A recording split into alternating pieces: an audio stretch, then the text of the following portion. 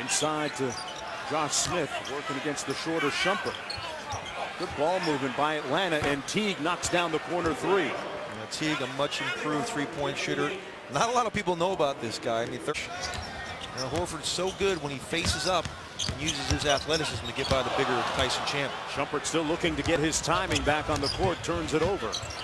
Smith out to Teague for another three, and he has his second three. Their offensive numbers have been dreadful.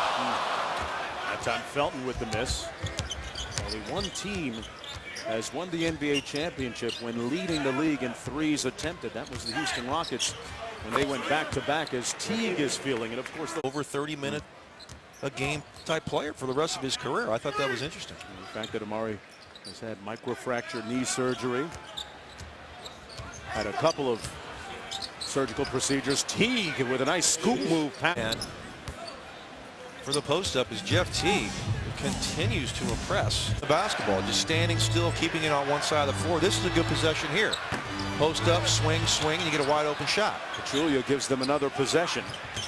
Teague on the blow-by. Good kick out to Stevenson.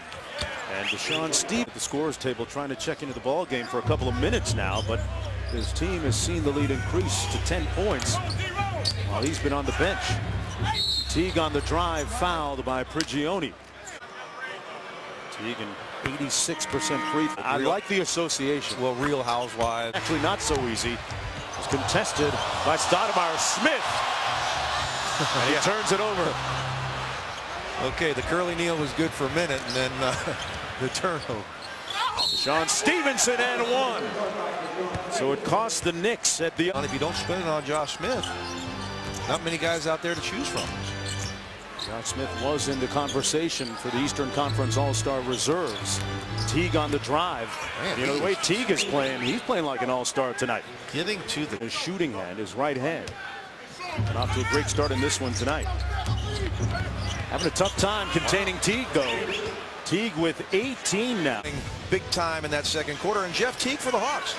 Primarily a driver of the basketball. Knocked down a couple threes early. And when you do that, and you have the speed like Jeff Teague does, you run some pick and roll, you get yourself into the lane. He did it time and time again.